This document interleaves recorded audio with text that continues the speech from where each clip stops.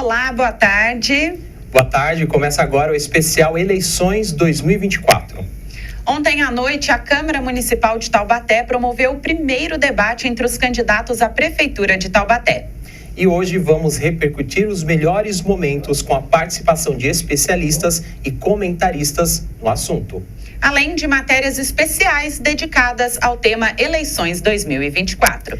O especial Eleições pós-debate 2024 começa agora e ao vivo.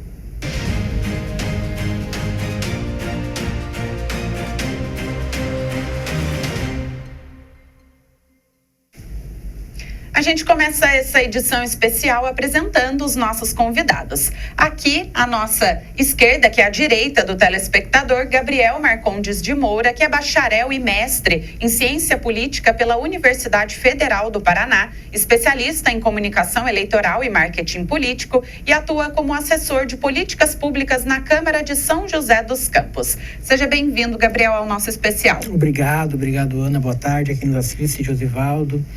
É um grande prazer estar aqui de volta à TV Câmara para repercutir e comentar, analisar o debate, o primeiro debate que nós tivemos entre os candidatos à Prefeitura de Taubaté.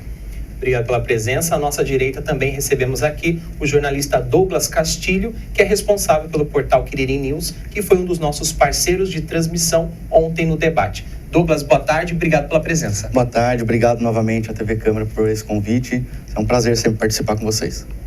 Lembrando que você pode participar com a gente também deste especial Eleições através do nosso WhatsApp, DDD 12 3625 9525. E a gente começa aqui o nosso Boletim Câmara Especial apresentando um balanço do debate de ontem. A reportagem é da Tânia Vinhas.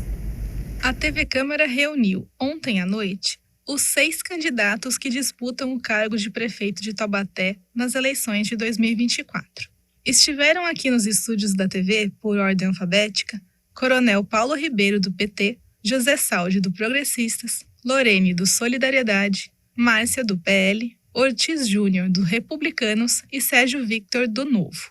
Os candidatos participaram de 4 blocos e responderam a questionamentos feitos pelos próprios adversários, como saúde, finanças, segurança, mobilidade, educação e cultura.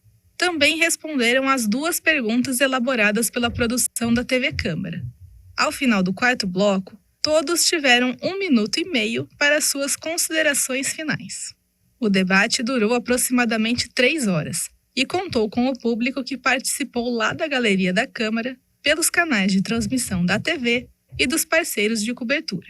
Agora, cabe ao público decidir entre as propostas apresentadas qual é a melhor para assumir o executivo em 2025.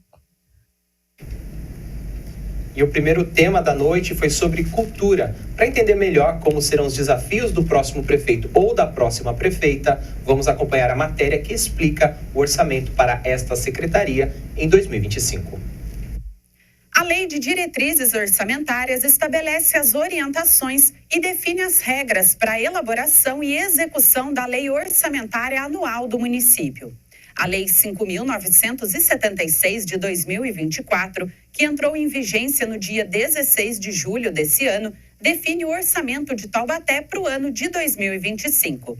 A receita do município para o ano que vem deve ser de R$ 1,6 bilhão. Valor este que é proveniente de impostos, como o Imposto Predial e Territorial Urbano, o IPTU, Imposto sobre Serviços, o ISS, e Imposto sobre a Transmissão de Bens Imóveis, o ITBI. Além disso, a cidade também recebe valores de repasses dos governos federal e estadual. Para promover políticas públicas de difusão cultural, a Secretaria de Cultura e Economia Criativa deverá receber o valor de R$ 11.800.000 em 2025. Esse valor deve ser utilizado para fomentar projetos culturais e de formação cultural, além da preservação do patrimônio histórico do município. Sob responsabilidade desta secretaria estão os equipamentos culturais municipais, ou seja, museus, teatros, centro cultural, arquivo histórico, parques e bibliotecas municipais. Também compete a ela a indicação e vistoria dos bens tombados como patrimônio histórico e a execução de ações de preservação e valorização do patrimônio cultural material e imaterial. E a primeira pergunta do nosso debate foi realizada pela candidata Márcia do PL. Vamos ver então o que ela questionou sobre cultura. Boa noite, TV Câmara, aos telespectadores e aos candidatos aqui presentes. Taubaté é uma cidade com rica herança cultural, reconhecida por eventos importantes e a valoração de ícones como Monteiro Lobato. Entretanto, o setor cultural enfrenta desafios, incluindo a necessidade de maior apoio à infraestrutura para artistas e projetos locais. Como o senhor ou a senhora pretende fortalecer o fomento cultural em Taubaté, garantindo não apenas a preservação, mas também a expansão das nossas expressões culturais? Quais serão as suas prioridades para assegurar que a cultura continue sendo um motor de identidade e desenvolvimento para a nossa cidade? Pelas regras do debate, todos os candidatos tiveram 2 minutos para responder ao questionamento. A candidata Márcia, do PL, que fez a pergunta, foi justamente a última a responder sobre o tema cultura. Veja só o que ela propôs. Boa noite, eu quero mais uma vez aqui cumprimentar os candidatos, os telespectadores e dizer que Taubaté é uma cidade abençoada, com uma história maravilhosa, muito bem localizada, um potencial imenso e que nunca foi utilizado. Faltou planejamento, faltou incentivo, faltou compromisso com a nossa população e com a nossa história. A gente tem museus maravilhosos, a gente tem uma história maravilhosa que a gente precisa, sim, avançar, que a gente precisa cuidar, mas precisa de planejamento. Não existe uma gestão eficiente sem planejamento. E é o que a gente vai fazer. Nós temos museus maravilhosos que a gente vai revitalizar, nós temos uma história maravilhosa, nós temos a Santa Terezinha, que foi o primeiro santuário do mundo feito para Santa Terezinha. A gente nunca explorou, muito pouco das nossas pessoas, da nossa população sabe. Fazer uma integração realmente verdadeira com a educação, com o tempo integral, para que a gente possa mostrar a cultura que a gente tem para as nossas crianças, e elas possam crescer reconhecendo e criando o orgulho dela de ser taubatiano. Hoje muitas das nossas crianças não conhecem a nossa história, porque nunca foi apresentado para elas, né? Então eu acho que a gente tem que fazer esse conjunto de políticas integradas que realmente resolva, que não seja só um marketing político, que não seja só promessa de campanha, mas que funcione, que realmente dê o bem-estar da família taubatiana e o desenvolvimento das nossas crianças. A gente precisa crescer investindo na nossa população, é o que não vem acontecendo há muito tempo. A gente tem uma geração de emprego muito grande com a cultura e o turismo, e é no que a gente vai investir e, se Deus quiser, avançar a nossa cidade. Agora nós vamos fazer as análises dessas respostas. Gabriel, eu começo com você. Como você avalia aí o questionamento e a resposta da candidata? Bom, um questionamento muito pertinente, porque a cultura é pulsante na cidade de Taubaté. Nós somos reconhecidamente uma cidade com uma alta produção cultural, uma cidade, um celeiro de artistas a nível nacional e internacional. E a cultura ter iniciado o debate de Taubaté foi muito simbólico para esta cidade. Acredito que a pergunta da candidata Márcia tenha trazido aos demais candidatos a urgência e a emergência de se pensar a cultura na cidade do ponto de vista de orçamento e planejamento, né? Os demais candidatos abordaram muito a questão do orçamento para a cultura. No VT nós vimos que o orçamento da cultura está em 11,8 milhões para o ano que vem, certo? E os candidatos disseram que há muitos anos o orçamento da cultura vinha se estabelecendo na faixa dos 13 milhões. E nós vemos uma redução do orçamento da cultura para os próximos anos, de acordo com o que foi dito no debate. Então, fica uma questão muito em aberta, como tratar da cultura, certo? Uma cidade que necessita de planejamento e orçamento, e um segmento que o orçamento vem sendo minguado ao longo dos últimos anos, né? Então, esbarra nessa questão orçamentária, mas foi muito bom ver também os demais candidatos, inclusive a Márcia, resgatando essa questão histórica da cidade, o valor cultural que a cultura tem para o taubatiano, né? Nós vimos menções a Festa Imaculada, vimos menções ao Carnaval, festas populares, festas culturais da nossa cidade, que nos últimos anos algumas deixaram de acontecer, algumas deixaram de ter regularidade. E isso é muito sensível e grave para a nossa cidade, porque, por exemplo, existem comunidades, existem bairros, escolas de samba que vivem em prol, se preparam o ano inteiro para poder fazer o carnaval aqui na Avenida do Povo. E quando as escolas se preparam, quando as escolas estão prontas e na véspera ou de antecedências descobrem que não vai ter carnaval, é todo um ano, um planejamento, um trabalho da comunidade do bairro que é desperdiçado por falta de planejamento no setor cultural.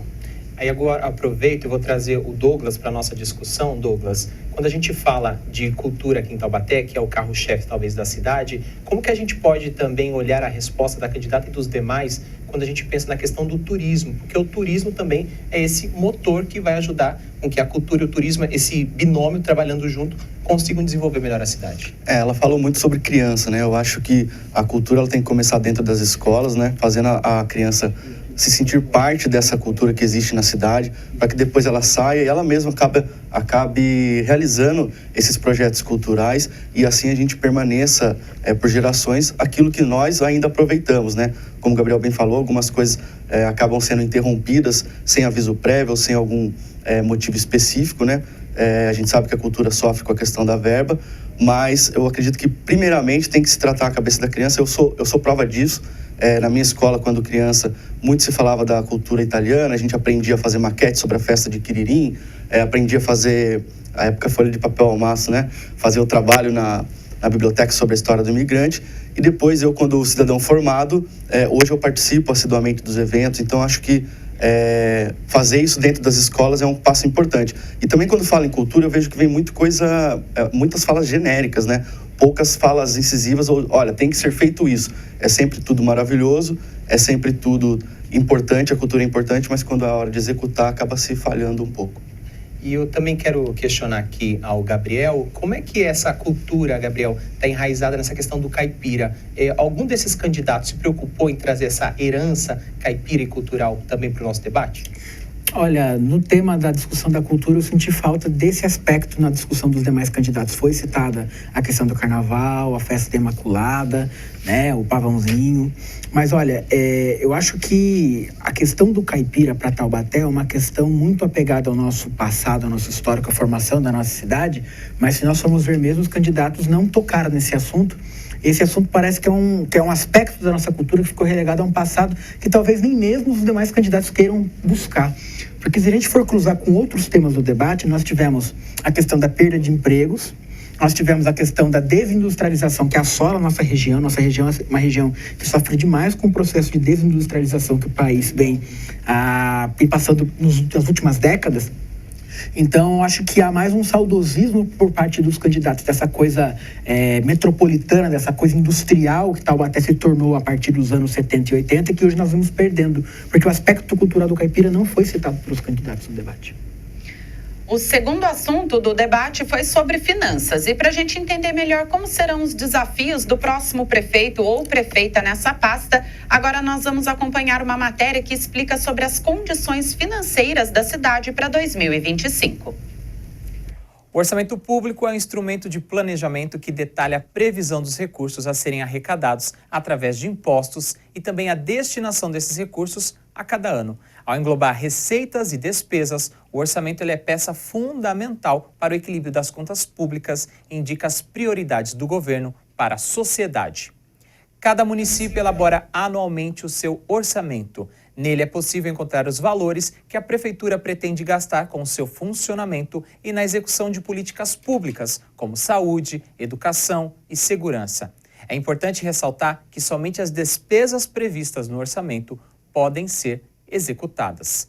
A Constituição Federal apresenta 2 importantes documentos estabelecidos por lei: a Lei de Diretrizes Orçamentárias, LDO, e a Lei Orçamentária Anual, LOA, e elas são iniciadas por proposta do Poder Executivo no ano anterior ao de sua vigência, apreciadas e aprovadas pela Câmara e sancionadas pelo prefeito para então passarem a valer. A Lei Orçamentária Anual LOA tem previsão para ser aprovada em dezembro deste ano. Enquanto isso, a Lei de Diretrizes Orçamentárias, a LDO, é a norma vigente e que estabelece as orientações e define as regras para a elaboração e a execução da Lei Orçamentária Anual do município.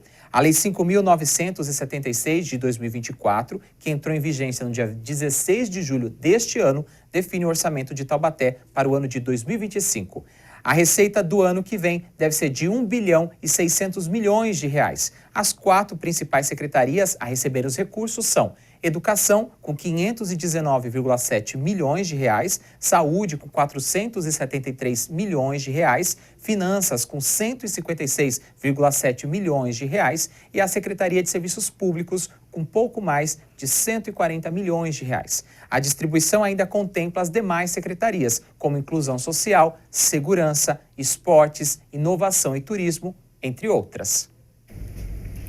E a pergunta sobre finanças foi feita pelo candidato Coronel Paulo Ribeiro, do PT.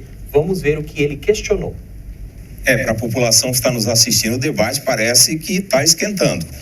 Senhoras e senhores, apesar de legal, é moral ou ético um prefeito deixar para o próximo prefeito contas a pagar de médio e longo prazo, pagamentos vencidos, empréstimos a vencer, principalmente em dólares, inviabilizando a capacidade de investimento da prefeitura de planejar as ações de novos empreendimentos para a segurança financeira e social de Taubaté? Eu pergunto isso porque, dentro dos princípios que regem a administração pública, que é a legalidade e a outra é a moralidade, nós não podemos deixar de lado a moralidade, e é por isso que eu pergunto aos senhores e senhoras candidatos. Pelas regras do debate, todos os candidatos tiveram 2 minutos para responder a esse questionamento do Coronel Paulo Ribeiro. E ele que fez a pergunta foi o último a responder. Vamos ver então o que ele trouxe de ideias. Então, de forma didática, primeiro vamos explicar CAF, Corporação Andina de Fomento. E nós também precisamos entender por que esse recurso foi captado no CAF, na CAF, e não no Banco Interamericano de Desenvolvimento ou no Banco Mundial. É bem simples. Quando se quer um empréstimo no Banco Interamericano de Desenvolvimento ou no Banco Mundial, os juros são menores, mas condições são impostas. Tem que fazer isso. Quando se pega na Corporação Andina, como se pegasse de um agiota, os juros são mais altos e não há condição nenhuma a ser imposta. Então, o compromisso é, me pague. E exatamente, por que a situação é feita assim? Desde que haja um garantidor. O garantidor do empréstimo da CAF é o governo federal, o governo do presidente Lula. E como já está em atraso, existe a possibilidade de que a garantia seja dada pelo fundo de participação do município, que o governo vai reter. E que os municípios estão fazendo? Entrando na justiça para que esse recurso não seja retido. Cria uma insegurança jurídica a ponto de que a União não será mais garantidora desses empréstimos em razão desses administradores caloteiros. E olha, Taubaté está fazendo escola em se tratando de administrador que não paga, que não honra os seus compromissos. E nós temos que admitir que o governo federal é o grande parceiro para sanearmos os problemas financeiros de Taubaté. Só que nós precisamos dizer que o governo federal é parceiro de Taubaté e não esconder os dados, porque só esse ano o governo federal do presidente Lula colocou em Taubaté 55 milhões na saúde. Gabriel, o que você achou do questionamento do Coronel Paulo Ribeiro e também da resposta que ele deu à própria pergunta que ele fez? Um questionamento direto sobre o endividamento da cidade com o empréstimo do CAF. O ex-prefeito Ortiz Júnior contraiu esse empréstimo e deixou as parcelas para o prefeito atual pagar. Foi muito interessante observar que Taubaté não foi o único município que contraiu empréstimo com o CAF. Sorocaba fez, demais cidades do estado de São Paulo fizeram. O que chama atenção no caso de Taubaté é poucas parcelas e o prazo. Curto prazo, poucas parcelas, valores altos. Sorocaba fez um empréstimo de valor semelhante ao nosso, porém em parcelas mais dilatadas, em prazos mais dilatados. O CAF em si, ele tomou o centro do debate sobre o orçamento. A cidade de Taubaté, desde 2017, tem gastado mais do que arrecadado. A estimativa de receita do município faz muitos anos que ela não é atingida. né? Já há um entendimento por parte dos juristas que o orçamento não é mais peça ficta, ela não é uma peça de ficção, ela precisa ter lastro na realidade.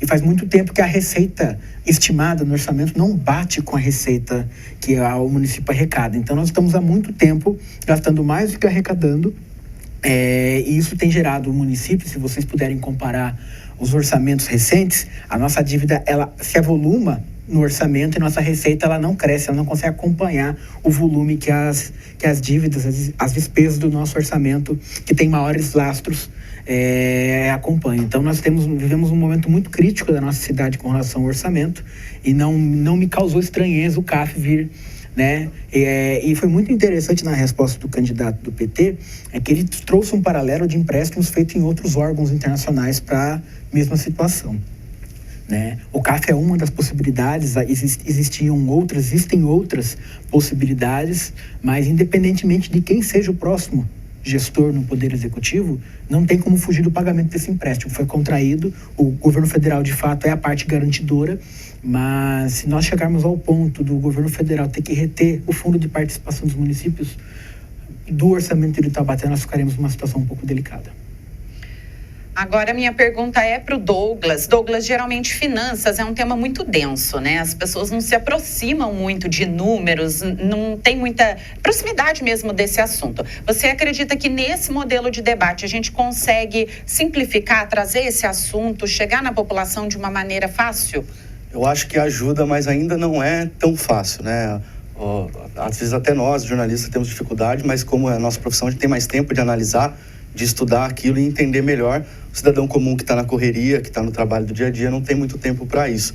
Mas acho que o debate é sim mais uma oportunidade para gerar interesse e a pessoa procurar saber e entender melhor, né? O CAF ele veio aí apontado como um grande problema na cidade, que de fato é, né? Mas a gente também não viu muitos caminhos de solucionar esse problema, né? Não tivemos proposta de como resolver. A gente tem a chegada da eVTOL, que é o carro voador da Embraer, que vai aumentar o PIB da cidade, que pode ser por aí um caminho para se resolver esse problema e tentar gerar mais recursos para a cidade e conseguir fazer o pagamento do CAF.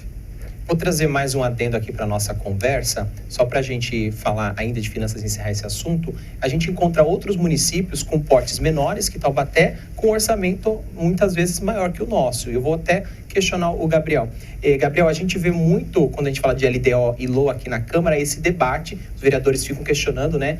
Às vezes o valor ele é fictício, ou seja, cria-se um valor para depois tentar ajustar lá na frente. Ou seja, Taubaté parece que tem um orçamento gigantesco de 1 bilhão e 600 milhões, mas na prática parece que não faz tanta diferença comparado com outras realidades. Não, porque a capacidade de arrecadação do município, vamos usar um exemplo de Taubaté. Os candidatos não gostam de tocar nesse tema, mas é preciso citar, por exemplo, que a planta genérica de IPTU da cidade não é atualizada desde 1997. E nós não estamos falando de aumentar imposto, nós estamos falando de atualizar a planta. Claro que a não atualização da planta, ela faz com que a arrecadação do município sobre IPTU, ela seja distante da realidade, porque você tem propriedades que já não são mais as mesmas desde 97, só que o imposto que incide sobre ela ainda é o mesmo. Então, Taubaté precisa passar por uma série de reformas para poder avaliar, certo, o arcabouço fiscal da cidade, porque tem fontes de renda da cidade, por exemplo, que elas não estão atualizadas há muito tempo. E aí você faz um orçamento que já não é mais peça ficta. Eu retomo aqui, não é para ser peça ficta. Mas aqui em Taubaté nós temos uma dificuldade. Parece que a prefeitura há muito tempo faz. Olha, vamos lançar essa meta de arrecadação aqui, vamos estimar esta receita. E a prefeitura corre o tempo todo o exercício fiscal para atingir aquela meta. E faz muito tempo que nós não atingimos a receita, né? Nós tivemos o problema da pandemia, mas desde antes da pandemia e pós-pandemia, nós ainda não conseguimos arrecadar de receita aquilo que é estimado no orçamento. Bom, nós já comentamos aí as duas primeiras rodadas de perguntas do debate e agora nós vamos para um rápido intervalo e daqui a pouquinho o especial Eleições volta com mais 2 assuntos que foram debatidos: mobilidade urbana e educação. Fiquem com a gente, já a gente volta.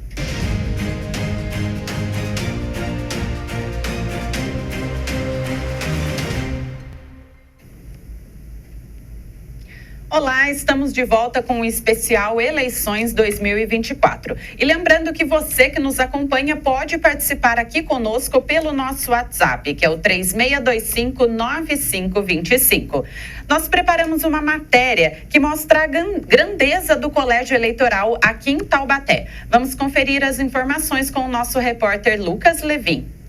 Taubaté possui 243.336 eleitores aptos a votar nas eleições de 2024, segundo dados do Tribunal Regional Eleitoral. O município conta com 2 zonas eleitorais, a número 141 e a 407. A maior zona eleitoral é a 407, composta por 457 seções. São 152.490 eleitores aptos a votar, dando a média de 333 eleitores por seção. A outra zona, a 141, é composta por 90.396 eleitores, distribuídos em 279 seções, o que dá uma média de 324 eleitores por seção.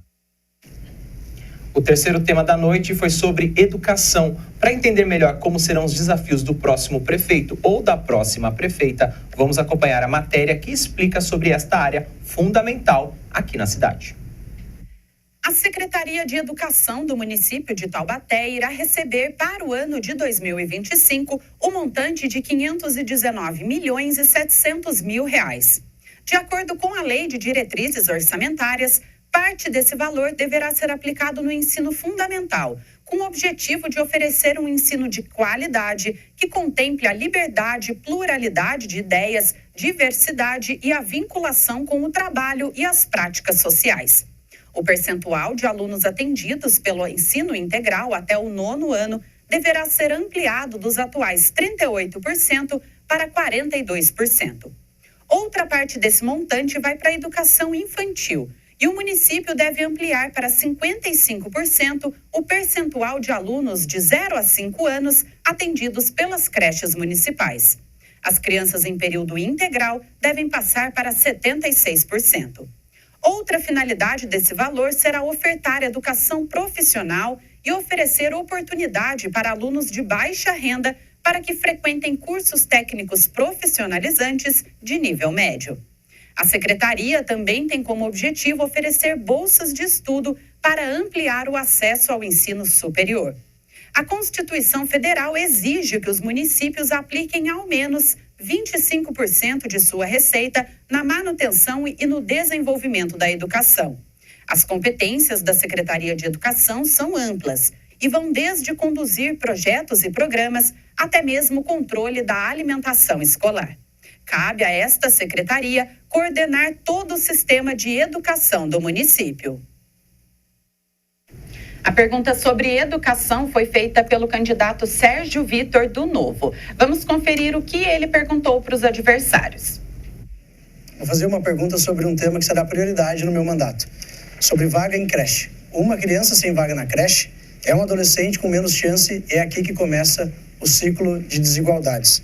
Eu gostaria de saber dos candidatos qual é as propostas para resolver esse problema de uma vez por todas. E queria fazer uma pergunta para o Ortiz e para a Márcia, que estavam lá juntos, porque na época de vocês, tinham mais de 1.000 vagas em creche faltando. Eu entendo você não saber a diferença de esquerda ou direita, mas você não sabe entre certo e errado. O que vocês estavam sentindo, você estava lá dentro, pelos 6 anos.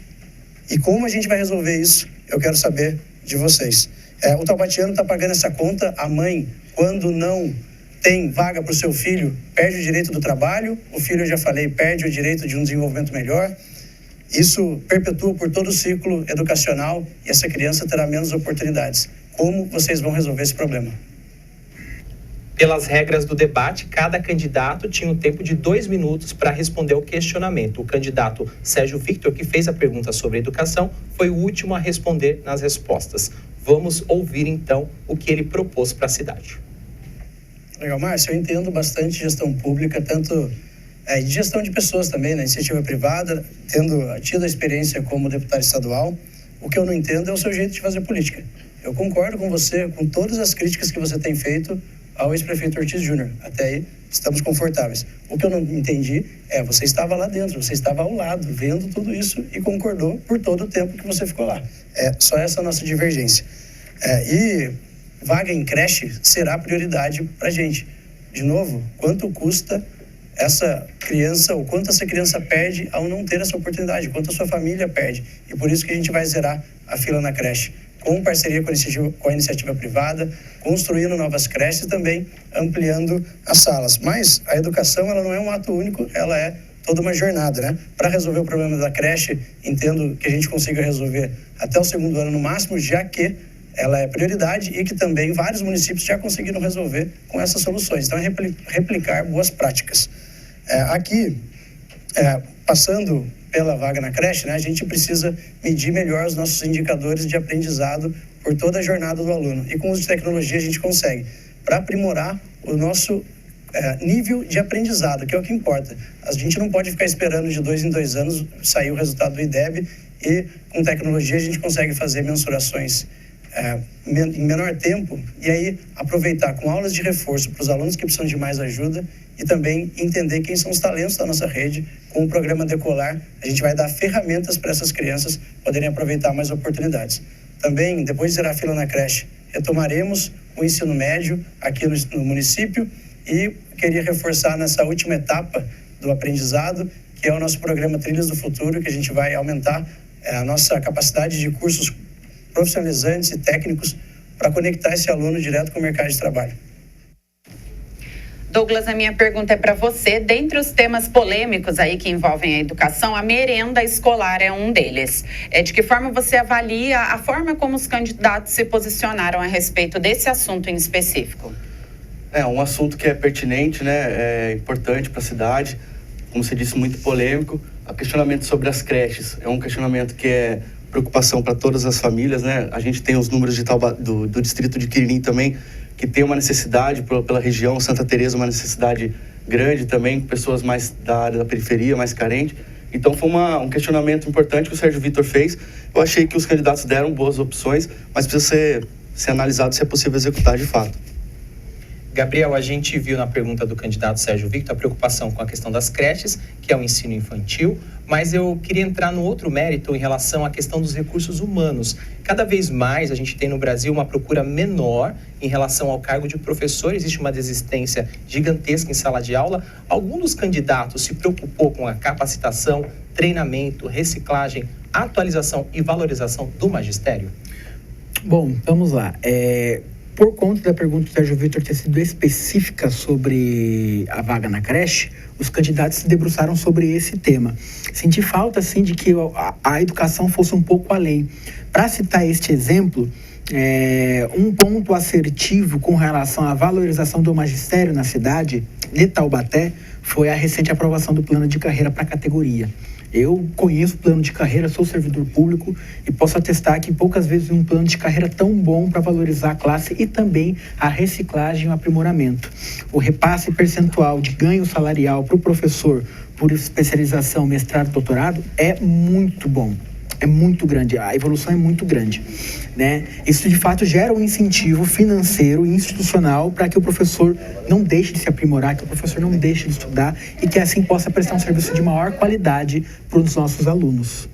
Um outro assunto que ganha as páginas dos noticiários, sempre que a gente fala de educação aqui em Taubaté, é a questão dos uniformes escolares. Foi um ponto que poderia ter sido debatido e vem sendo trazido por outros candidatos também nas suas campanhas fora do debate? Com certeza, porque o uniforme escolar, o kit completo, ele foi envolto de polêmicas praticamente nos últimos anos com a demora para a entrega.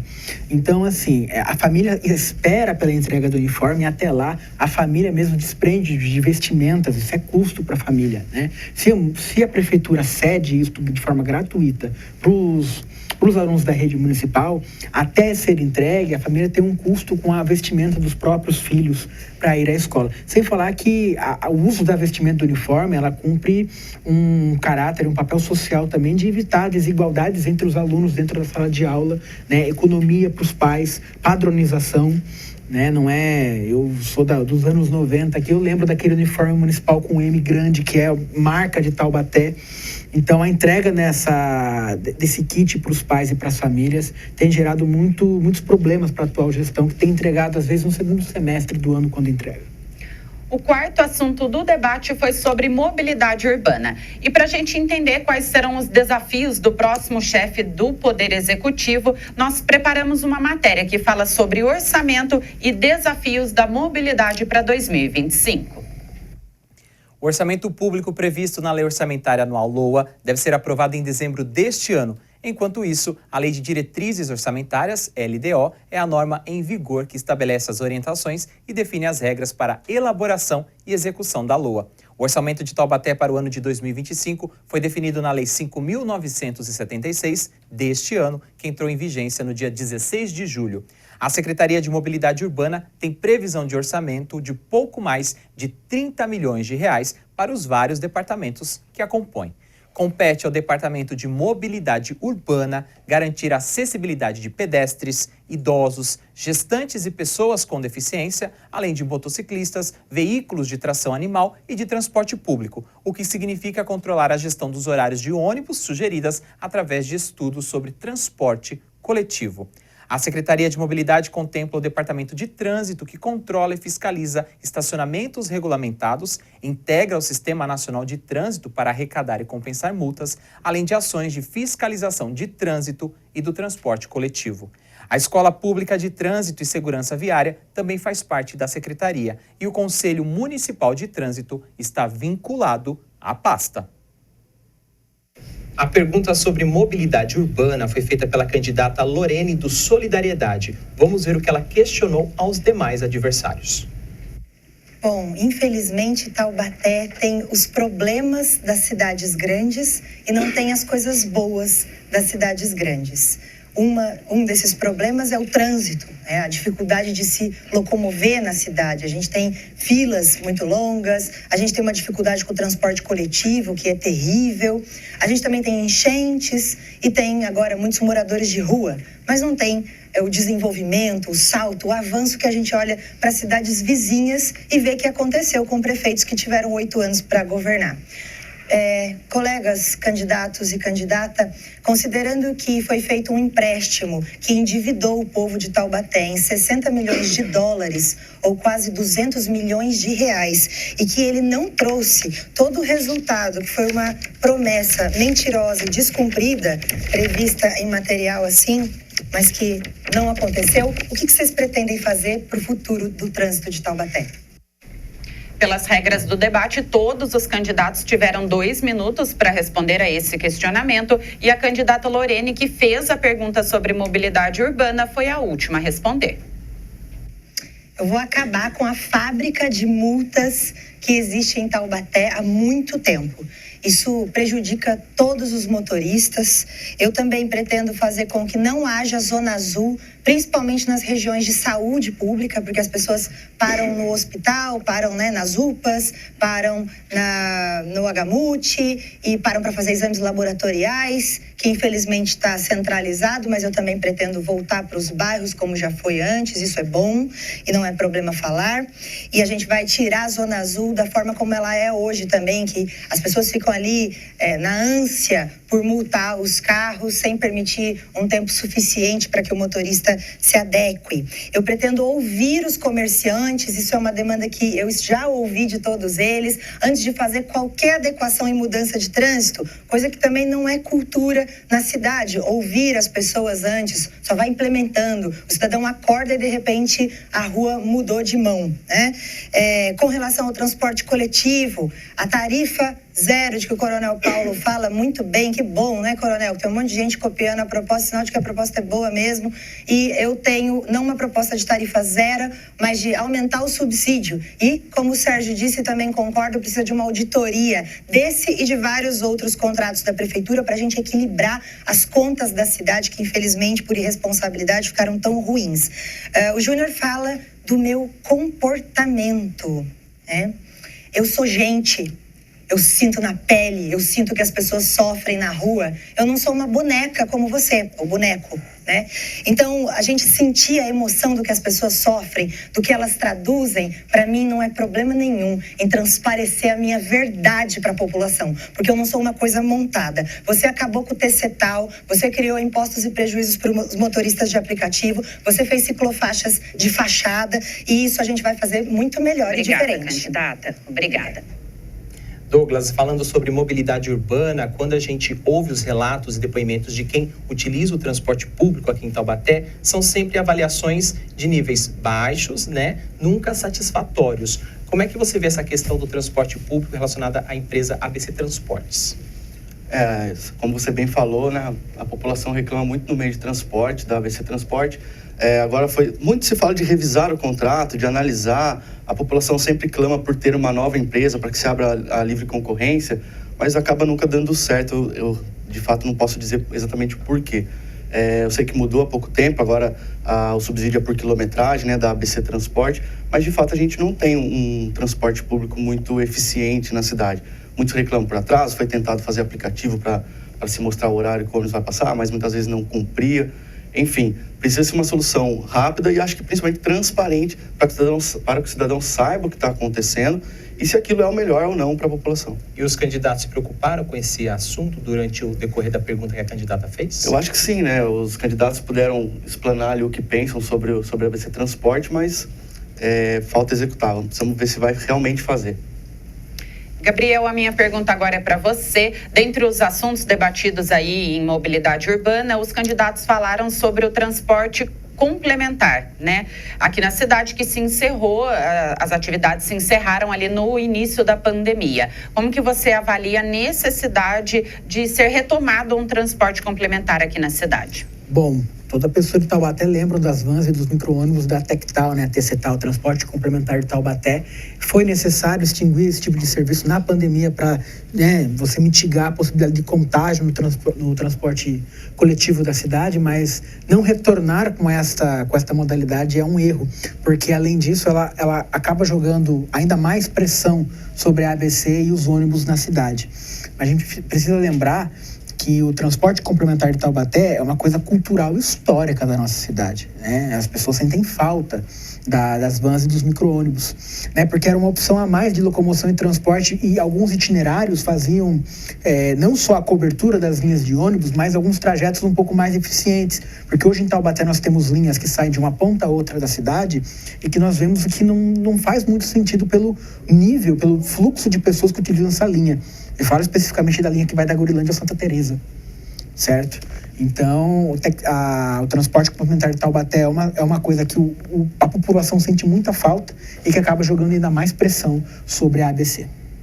E agora nós vamos para um rápido intervalo. Daqui a pouco a gente volta com o especial Eleições 2024 pós-debate e a gente vai trazer mais 2 assuntos importantes, que é a questão da saúde e da segurança pública. Fique com a gente, voltamos em instantes.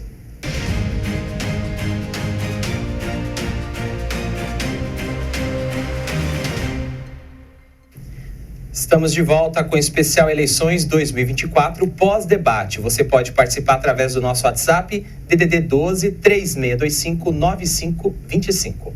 As fake news têm se tornado objeto de combate dos órgãos eleitorais. Veja como essas notícias falsas impactam o fortalecimento da democracia.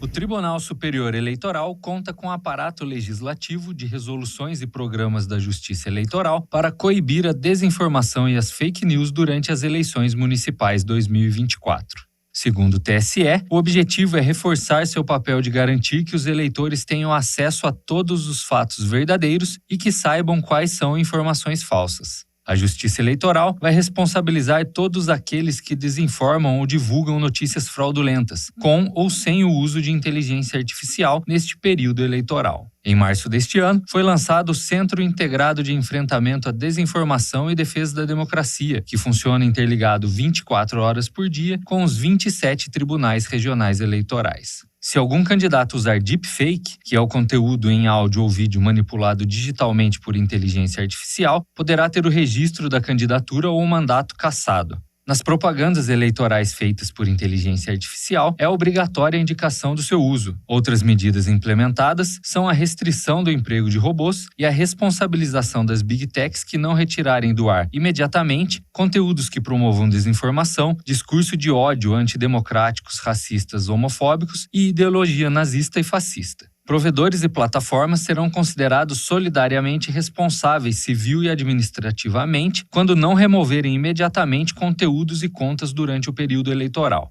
O TSE pede a todos que identifiquem e não repassem narrativas enganosas e desconfie de qualquer informação, buscando sempre fontes confiáveis. Fique atento a alguns detalhes, como a data de veiculação. A informação pode ter circulado fora da data ou no contexto errado. Notícias falsas costumam ter erros de português e usar abordagem sensacionalista com forte apelo emocional. Fique de olho, não caia em fake news, afinal, elas desestabilizam o poder da democracia. E o quinto assunto do debate foi sobre saúde pública, para a gente entender melhor os desafios do próximo prefeito ou da próxima prefeita para esta importante secretaria no ano que vem. A gente vai acompanhar os detalhes do orçamento previsto na matéria a seguir.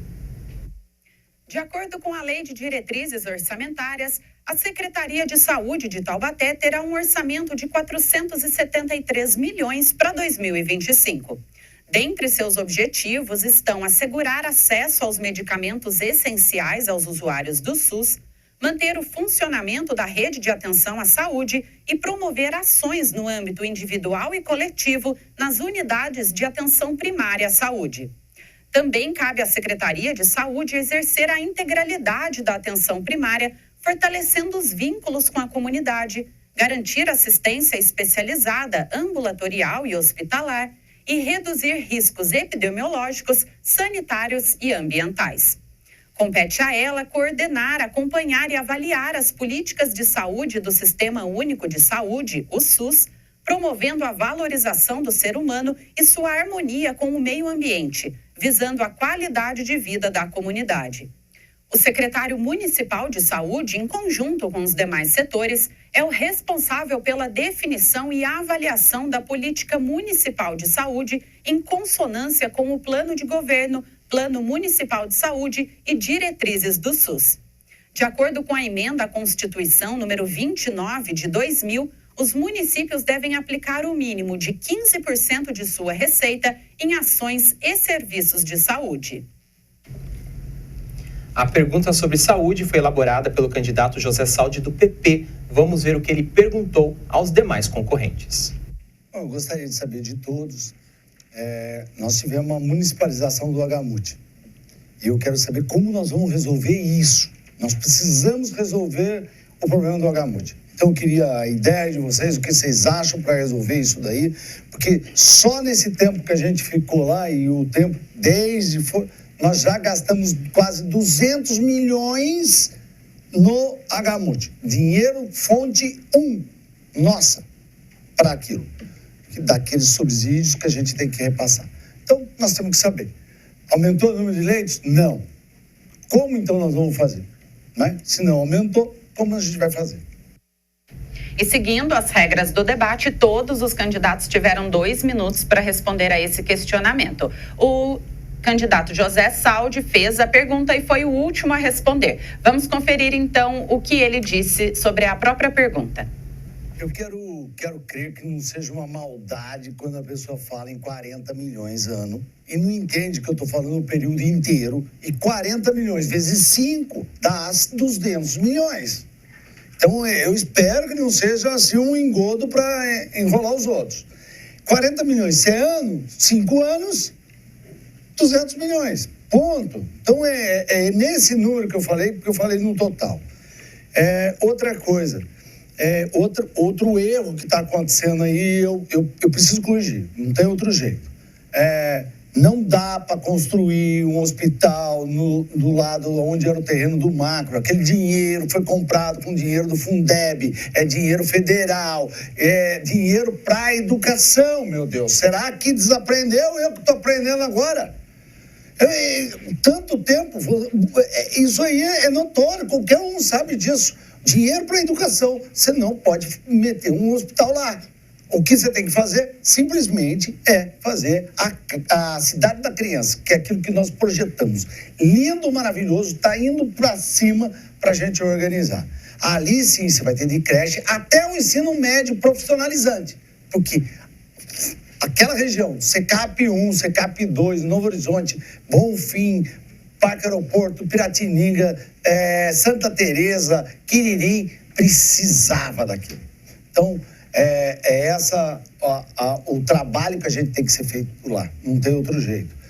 Com relação ao hospital, a Agamute realmente foi muito difícil para nós. Se tivesse ficado no estado, com certeza a gente não teria gasto esses 200 milhões. 200 milhões a menor, a dívida não seria de 1 bilhão, seria de pelo menos 800 milhões. Já ficava um pouquinho mais fácil. E com 200 milhões, gente... Obrigada, candidato. Gabriel, quando a gente fala de saúde pública, devolver o Agamute para o Estado talvez seja a grande solução para este problema, para este impasse que a gente está vivendo aqui na cidade? Quando houve a discussão para municipalização, havia pessoas que apontaram que o único beneficiário da municipalização seria o governo do Estado.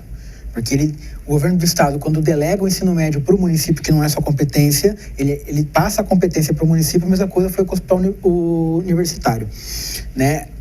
É preciso ter muito diálogo, certo? Muita conversa com o secretário estadual de saúde, com o governador do estado, para que seja repactuado essa questão do Agamute. Por quê? Quando foi municipalizado, foi com o discurso de que precisávamos de um hospital municipal para atender taubatianos.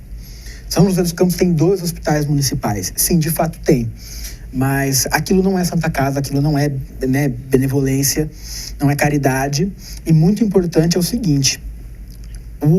Como funciona o SUS, o sistema CROSS, de leite, etc e tal, é muito importante frisar que qualquer pessoa que necessite de atendimento numa unidade de saúde, num hospital, ele será atendido. O SUS não funciona dessa forma, que vai ter um hospital municipal de Taubaté em que só taubatianos serão atendidos. Isso daí é uma falácia, isso é um discurso muito perigoso, porque não é assim que funciona o Sistema Único de Saúde instituído pela Constituição de 1988. Gabriel, se a gente tirar as OS dessa gestão que a gente tem aqui na cidade terceirizada, a Prefeitura de Taubaté tem competência própria para fazer a própria administração ou ela depende fundamentalmente das OS? Pelo estilo de governança das unidades de saúde, a maioria delas é feita por organizações sociais, né? Recentemente tivemos a substituição da SDPM, se não me engano. SPDM da Santa Casa, entrou a Santa Casa de Chavantes, no Agamute. Então, houve uma troca recente, uma nova gestão, e as unidades de saúde são, em sua grande forma, atendidas por essas organizações sociais. É dessa forma porque a Prefeitura faz o repasse, faz o acompanhamento do trabalho prestado, ao invés de chegar com toda a administração, com todo o suporte, porque isso encarece a própria administração pública. Então, é uma forma de você delegar funções e fiscalizar, acompanhar o trabalho, né? Nossas UPAs são feitas também por organizações sociais. Ainda no tema da saúde, eu senti falta dos candidatos abordarem, por exemplo, que todas as UPAs da cidade são de um lado. Toda a parte ali do Belém, São Gonçalo, a parte baixa ali da Dutra, sentido Ubatuba, necessita, ali tem PAMOS. Qualquer pessoa que de lá necessite um atendimento de uma UPA tem que vir para o outro lado da cidade. Então, por mais que nós tenhamos UPAs na cidade, ainda faz falta uma UPA naquele lado da cidade. Douglas, agora a minha pergunta é para você. A saúde é um dos grandes gargalos aqui do nosso município, inclusive já temos candidatos aí falando da construção de mais um hospital municipal. A minha pergunta é, quais são as necessidades ali na região onde você cobre, que você trabalha e inclusive mora, né? Que é Quiririm, SECAP, Santa Teresa. O pessoal principalmente da área rural, né, do Pinheirinho, reclama muito da distância para se realizar exames, né? São pessoas que têm dificuldade em acessar um transporte público. Nosso pronto atendimento mais próximo fica ali no SECAP, né? Que também não é muito grande, não comporta toda aquela região, que é uma região muito grande, Santa Teresa, Pinheirinho, Bonfim, Chácara Flórida, o distrito de Quiririm. Então, uma grande necessidade é que se chegue mais para dentro dos bairros essa medicina de pequena complexidade, né? E também que tenha mais acesso a lugares próximos para a retirada dos remédios também, né? Então fica difícil esse deslocamento, é o que a gente escuta mais no dia a dia dentro do portal. O sexto assunto do debate foi sobre segurança pública. E para entender melhor os desafios do próximo prefeito ou prefeita, nós vamos acompanhar a matéria que explica mais sobre o orçamento da pasta de segurança e os desafios para 2025. O orçamento público previsto na Lei Orçamentária Anual, a LOA, deve ser aprovado em dezembro deste ano. Enquanto isso, a Lei de Diretrizes Orçamentárias, a LDO, é a norma em vigor e estabelece as orientações e define as regras para elaboração e execução da LOA. O orçamento de Taubaté para o ano de 2025 foi definido na Lei 5.976 deste ano, que entrou em vigência no dia 16 de julho. A Lei de Diretrizes Orçamentárias estabeleceu o orçamento de 2025 para a Secretaria de Segurança, pouco mais de 46 milhões de reais. Compete à pasta executar as políticas públicas de segurança municipal. Ao Departamento de Defesa do Cidadão compete medidas de proteção à população. Na área de segurança e vigilância, ações de policiamento ostensivo, preventivo e investigativo e ainda prevenir e diminuir a violência. Na assistência operacional, deve-se colocar em prática a política de segurança municipal, controlar denúncias de danos contra o patrimônio, além de controlar a política de segurança contra incêndio e edificações e treinamentos de brigada de incêndio. O Conselho Municipal de Proteção e Defesa Civil, CONDEC, e o Conselho Comunitário de Segurança, CONSEG, estão vinculados à pasta. E a última pergunta formulada pelos candidatos durante o debate foi sobre segurança pública. Quem questionou sobre esta pasta foi o candidato Ortiz Júnior, do Republicanos. Vamos ver o que ele propôs e perguntou aos demais adversários. É preciso atuar de maneira articulada com as forças de segurança pública junto ao governo do estado para melhorar a segurança pública. As parcerias são fundamentais para isso. Essa guerra a gente só vai vencer se a gente de fato tiver a parceria do governo do estado.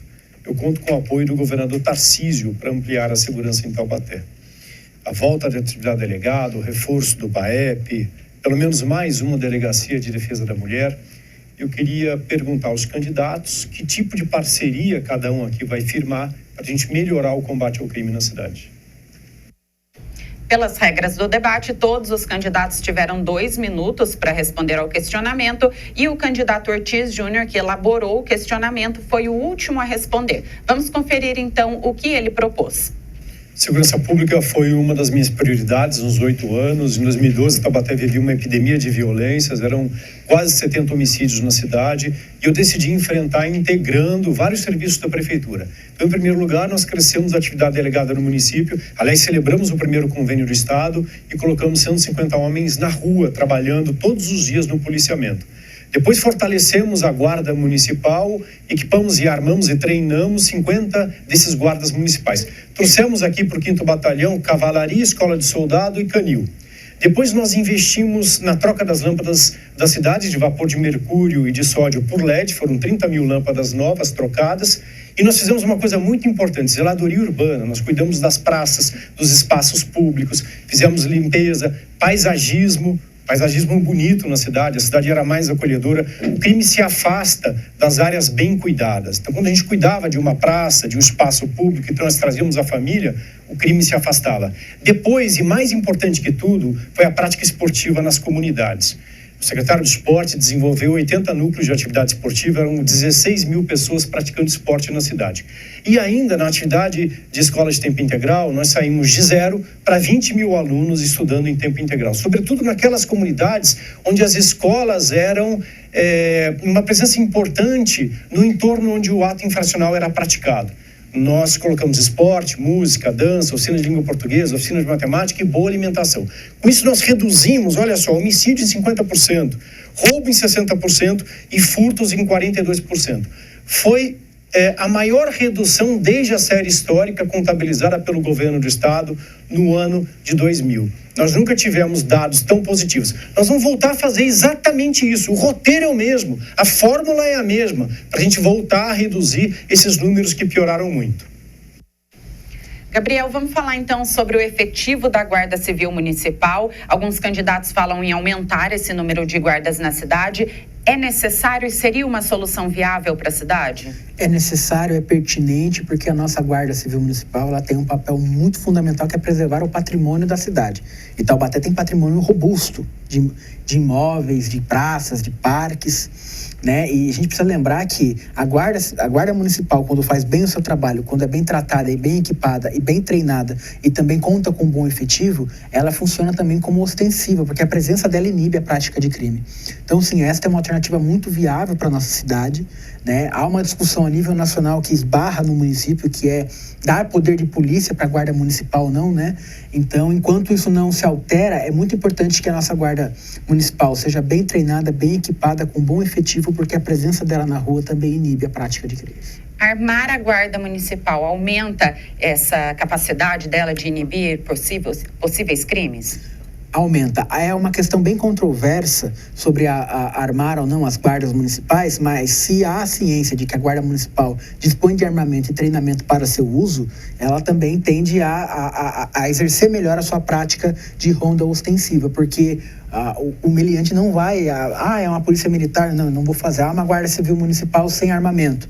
Então, o armamento da Guarda Civil Municipal permite com que ela possa fazer, de fato, melhor o seu trabalho de espantar o crime da onde está sendo feita a ronda.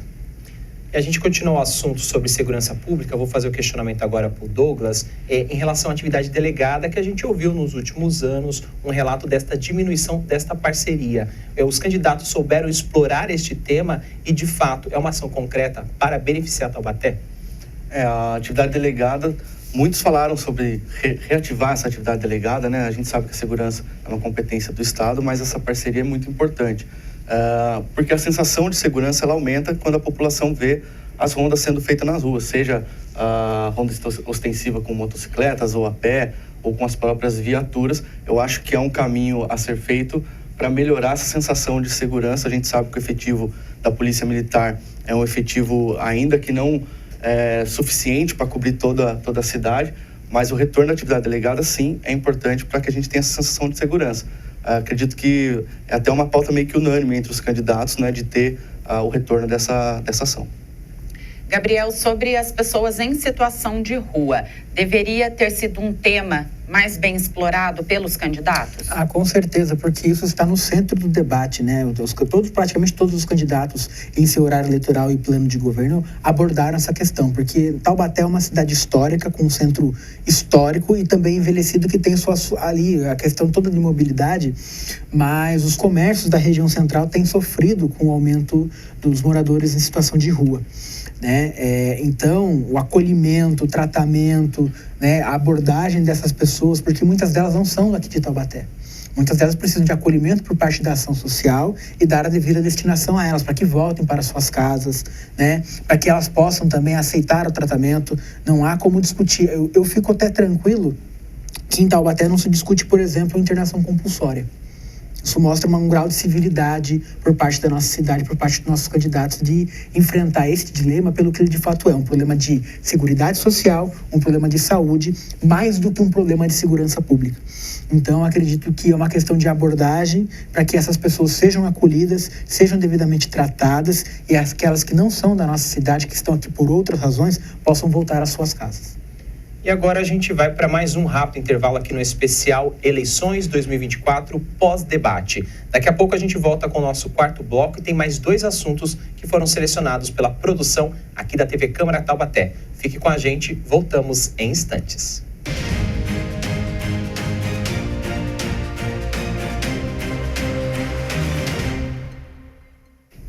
Estamos de volta com o especial Eleições 2024 pós-debate. Você pode participar através do nosso WhatsApp, DDD 12 3625 9525. Outro ponto que gera dúvidas entre os eleitores é como funciona o quociente eleitoral para vereadores. Nem sempre quem tem mais votos é eleito. A gente preparou uma matéria que explica melhor sobre este assunto. Nas chamadas eleições majoritárias, o candidato eleito é aquele que tem mais votos. É assim para eleger o presidente da República, senadores, governadores e prefeitos.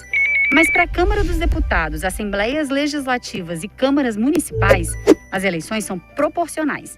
E descobrir os eleitos envolve um cálculo um pouco mais complicado. Para entender, é preciso saber que nesse tipo de eleição, o voto que você dá para deputados e vereadores conta primeiro como voto no partido, mesmo que você vote num candidato individualmente. A lógica é que cada partido elege um número de candidatos proporcional ao número total de votos que o partido recebeu em todos os seus candidatos a deputado e na própria legenda. Essa é a ideia por trás do quociente eleitoral. Considerando que um determinado estado tem 10 vagas na Câmara Federal e 100 mil pessoas votaram nessa eleição, significa que cada lugar custa 10 mil votos. Então, se um partido teve 20 mil votos, ele tem direito a 2 vagas, com 10 mil votos por vaga. Quanto mais candidatos fortes, mais votos. Então, mais cadeiras o partido garante. Esse trabalho conjunto é importante. Tradicionalmente, poucos são os candidatos que conseguem atingir sozinhos o quociente eleitoral. Quem entra, claro, são os candidatos mais votados do partido. Mesmo que aqui no nosso exemplo, o mais votado tenha tido 18 mil votos e o segundo colocado só 2 mil. Quando essa diferença é muito expressiva, esse candidato aqui se chama puxador de votos. Essa transferência de votos é legítima, ela é um reflexo da lógica da eleição proporcional. Alguns grandes puxadores de votos entraram para a história. Para evitar que candidatos com pouquíssimos votos fossem eleitos, em 2015 foi criada a cláusula de barreira individual, que mantém a transferência de votos, mas obriga cada candidato a conseguir sozinho votos equivalentes a pelo menos 10% do quociente eleitoral. No nosso exemplo anterior, esse candidato menos votado, com 2 mil votos, seria eleito, mas se ele tivesse tido menos de 1.000 votos, ficaria de fora, e esse lugar seria redistribuído para outros partidos.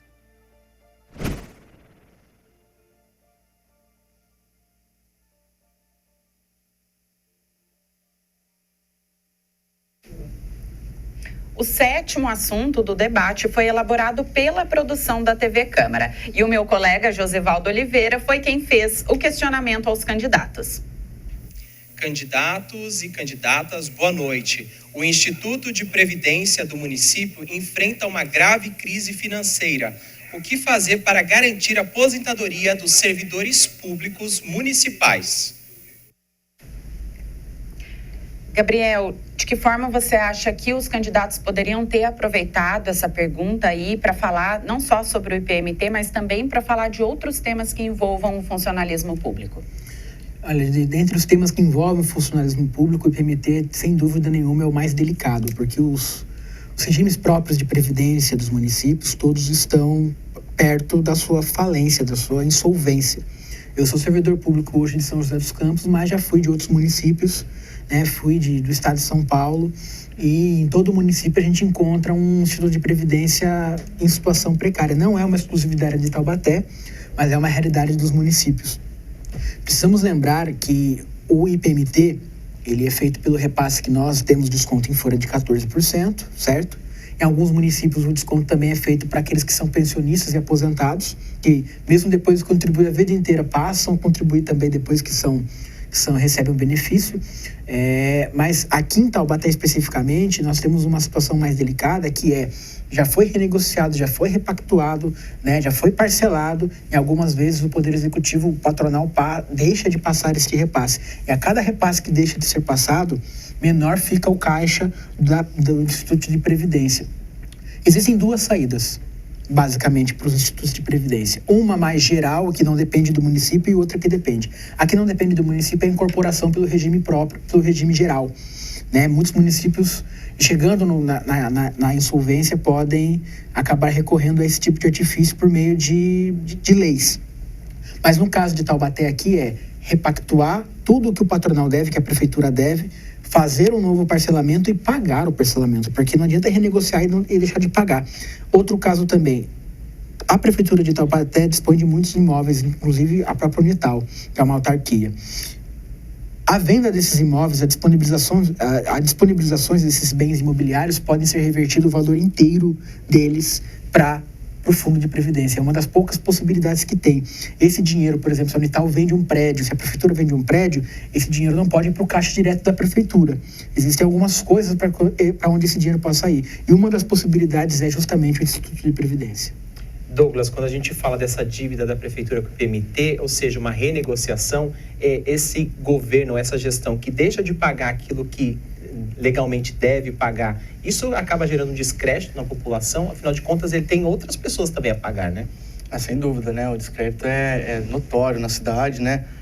Acaba sendo até uma afronta, né? Porque os servidores estão cumprindo o papel deles, mas não estão recebendo, né? Não receberam. Então, de fato, é um problema que precisa ser resolvido rapidamente. Essa é uma das soluções que o Gabriel trouxe aqui. É importante também até para a gente ter um norte, né? De para onde seguir. Porque realmente nós que estamos vendo acontecer, a gente não tem muito uma noção de como resolver esse problema, né? O 8º questionamento também foi elaborado pela TV Câmara Taubaté e o Josivaldo Oliveira trouxe o questionamento aos candidatos. Vamos conferir então qual foi esse 8º assunto. O Brasil vive um momento de polarização política entre ideologias de direita e esquerda. Qual ideologia o candidato ou a candidata segue e como isso vai influenciar a sua administração pública? Gabriel, a gente viu várias respostas ali, metade dos candidatos praticamente colocou-se dentro de um espectro político, né, ideológico, e a outra parte desses candidatos fugiram pela tangente. Você acha que saiu melhor quem assumiu a posição ideológica ou quem ficou em cima do muro? Na verdade, eu avalio que se saiu melhor aquele candidato que pôde fazer uma dissociação. Porque, veja bem, quando trazemos a polarização para o município, ela é uma coisa importada de nível nacional. A discussão se passa a nível nacional entre duas forças políticas, um partido político em si e outra força política que hoje está abrigada num determinado partido. Esses dois partidos têm candidatos à prefeitura de Taubaté e esses candidatos estão muito bem posicionados. Mas os demais, eles saíram pela tangente porque essa discussão, quando vem para nível municipal, ela tende a mais a confundir do que explicar, né? A eleição municipal, ela é feita num contexto, existem pessoas que defendem, por exemplo, a unificação das eleições de presidente a vereador, né? Qual é a consequência disso?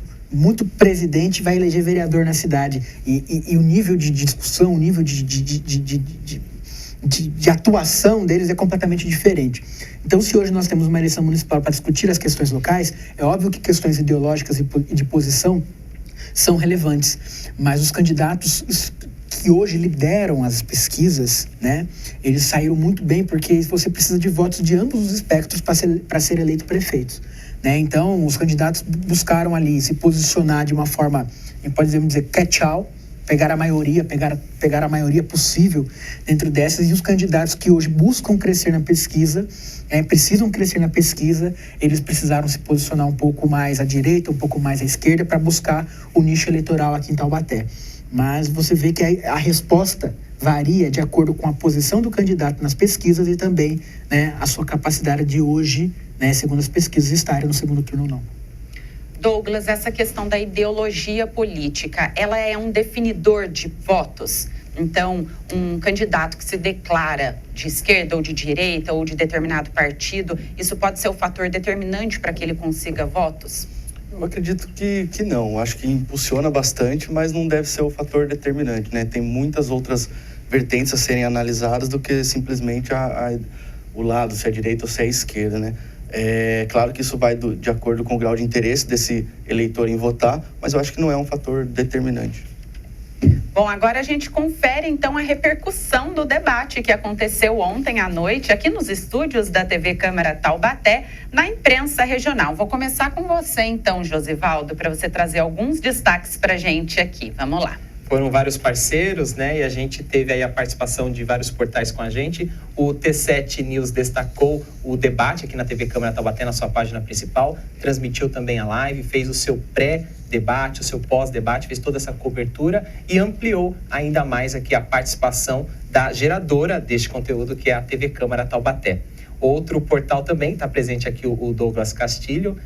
Quero agradecer também a parceria. O Quiriri News destacou na sua página principal o nosso evento. A gente também teve essa transmissão ao vivo e amplificou ainda mais os nossos canais de cobertura. Esses são apenas dois dos parceiros que a gente destaca neste momento aqui, reconhecendo este trabalho feito em prol e de forma colaborativa.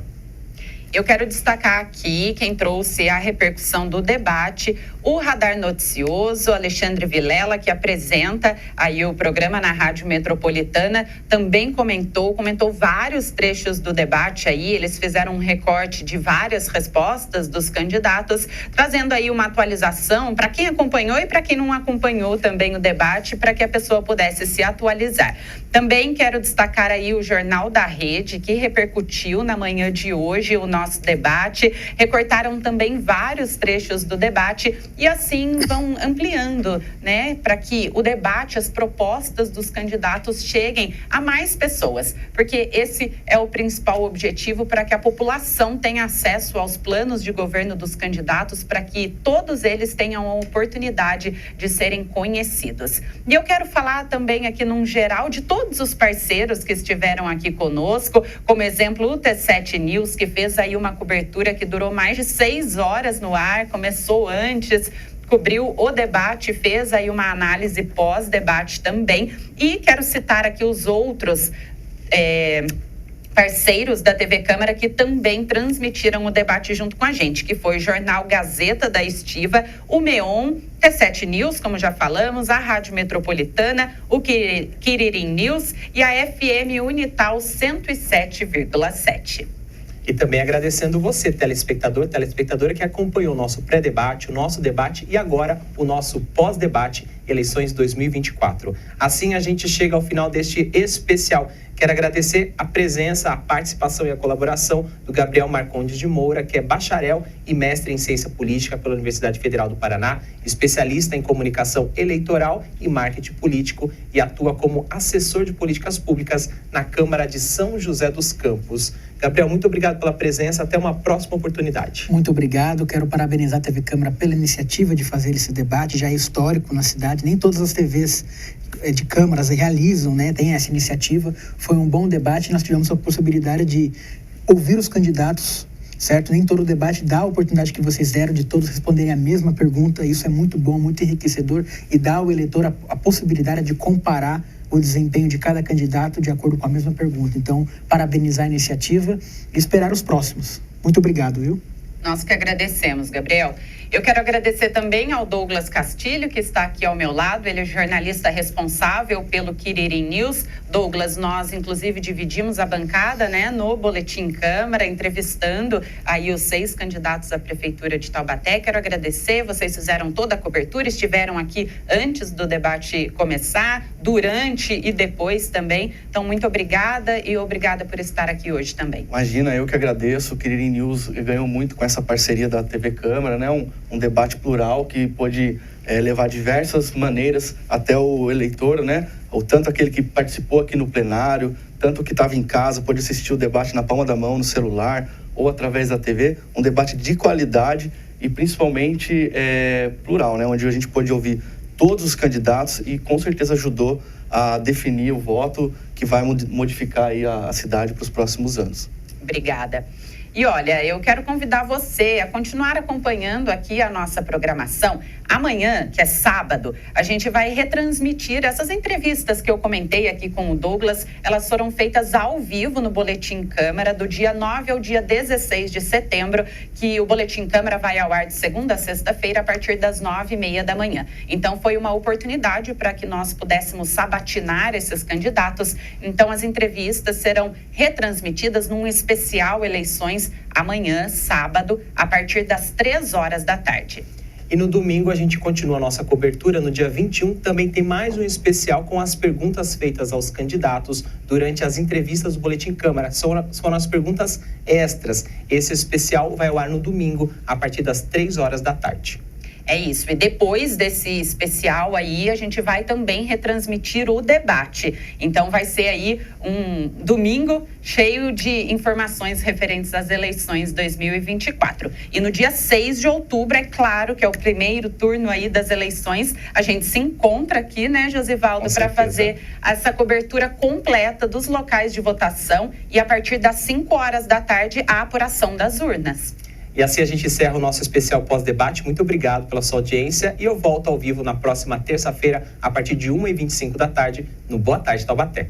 E eu te encontro na segunda-feira, a partir das 9h30 da manhã, ao vivo no Boletim Câmara. Nós vamos agora conferir um vídeo que nós preparamos para o encerramento desse especial. Tenham todos uma ótima tarde e até mais. Quem faz Taubaté dar certo? Saúde com qualidade e tratamento digno para todos. Segurança e oportunidade para os nossos jovens. Idosos acolhidos e contentes por morar aqui. Quem faz Taubaté dar certo? Trânsito seguro, ágil, para ir à escola, trabalhar e passear. Uma cidade limpa e alegre. Um lar de milhares de pessoas. Pessoas diferentes, mas que sintam orgulho de morar aqui. Quem faz Taubaté dar certo? Trabalho digno e desenvolvimento econômico para gerar riquezas. Educação de qualidade para as nossas crianças. Respeito e cuidado com os mais necessitados. Respeito com a nossa história, nossa cultura. O nosso trabalho é contribuir para que nossa cidade dê certo, para que os nossos sonhos se tornem realidade. Mas quem pode fazer Taubaté dar certo é você, eleitor. TV Câmara Taubaté. Você decide aqui.